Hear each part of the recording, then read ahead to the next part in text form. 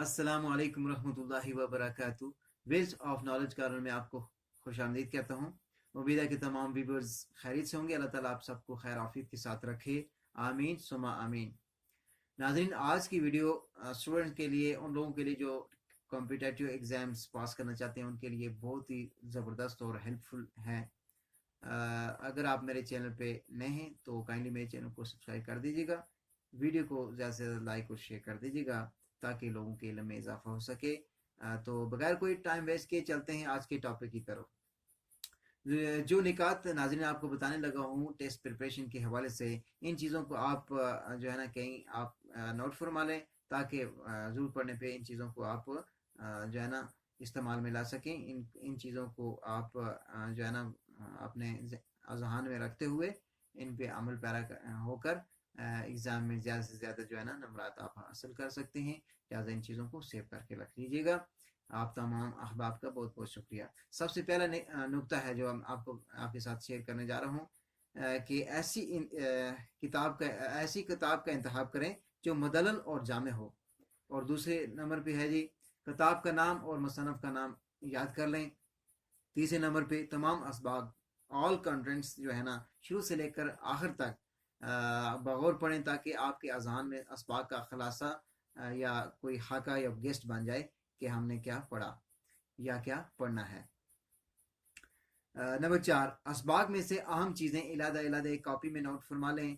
और अगर ऐसा ना कर सकें तो आप लेड पेंसिल से जो है ना अंडरलाइन करते जाएं जो चीज़ें आपको जो है ना अहम चीज़ें लग रही हों असबाग में से।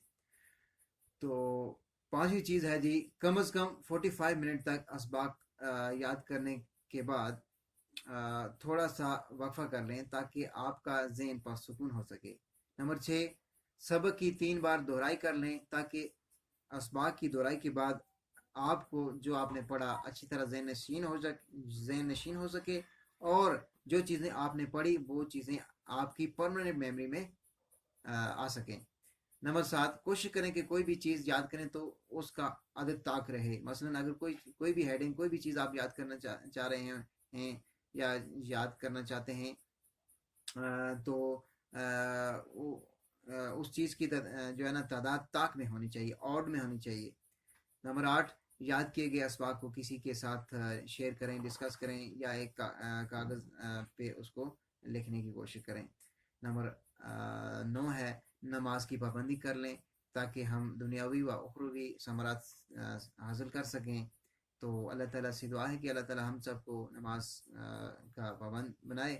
और नंबर 9 है कि गुरूर और तकबर से परहेज़ किया जाए क्योंकि गुरूर और तकबर इंसान की ज़िंदगी के लिए बहुत ही ख़तरनाक चीज़ है, बहुत ही जो है ना मुज़िर है। ये गुरूर और तकबर से परहेज़ करें क्योंकि ये इल्म को खा जाता है।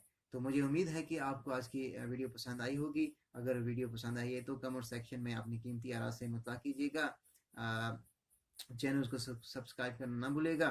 मिलते हैं एक और वीडियो के साथ, जब तक के लिए मुझे दीजिए इजाज़त। अल्लाह हाफिज़।